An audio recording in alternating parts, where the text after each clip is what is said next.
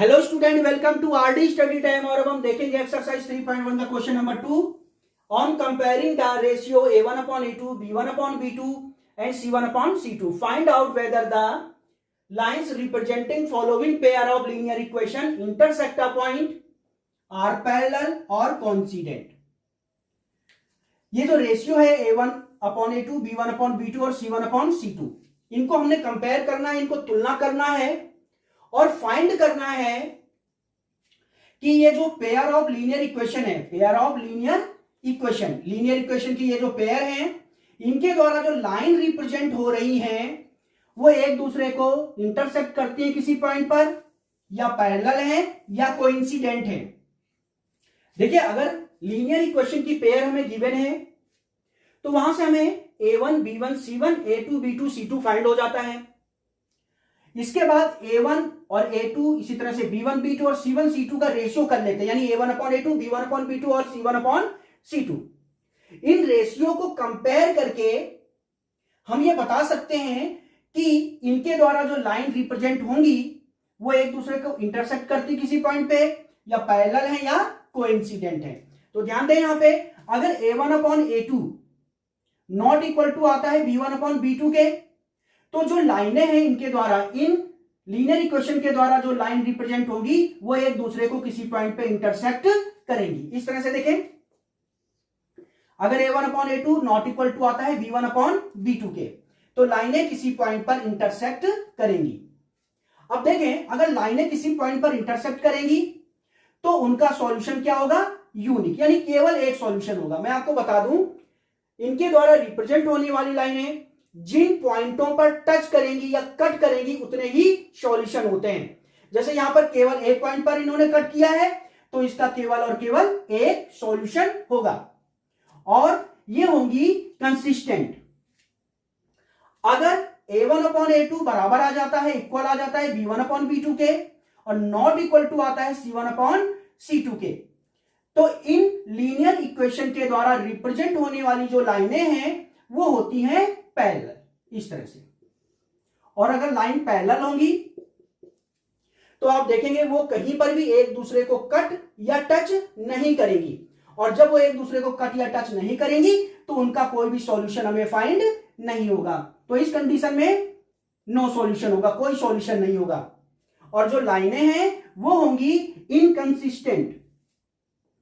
तीसरी कंडीशन देखें, अगर a1/a2 इक्वल आता है b1/b2 के, इक्वल आता है c1/c2 के, तो जो लाइनें हैं वो होंगी कोइंसिडेंट।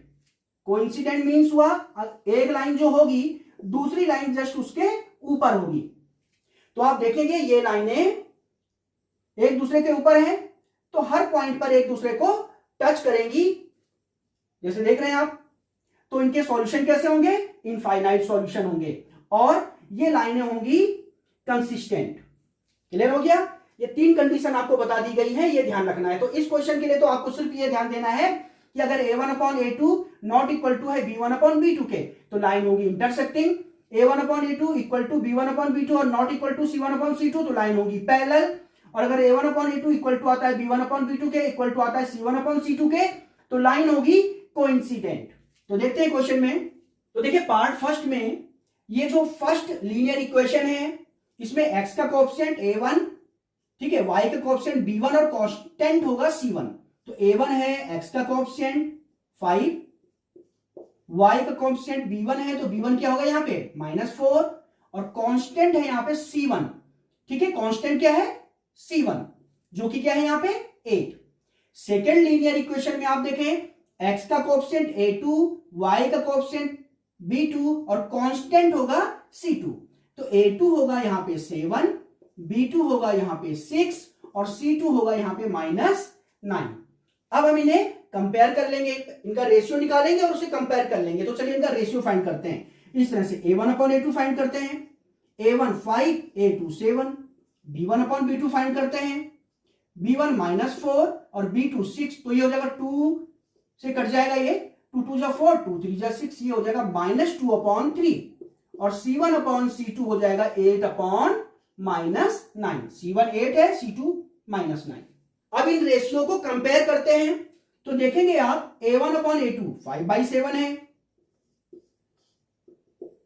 B1/B2 -2/3 है, जो कि इक्वल टू नहीं है। तो आप देख रहे हैं कि A1/A2 नॉट इक्वल टू आ रहा है B1/B2 के। तो देखिए अगर A1/A2 नॉट इक्वल टू आता है B1/B2 के, तो जो लाइन है इन लीनियर इक्वेशन के द्वारा रिप्रेजेंट होने वाली जो लाइन है वो इंटरसेक्ट करेंगी एट अ पॉइंट, किसी पॉइंट पर इंटरसेक्ट करेंगी। तो लाइन कैसी होंगी? इंटरसेक्टिंग। तो लिख देंगे सो लाइंस आर इंटरसेक्टिंग।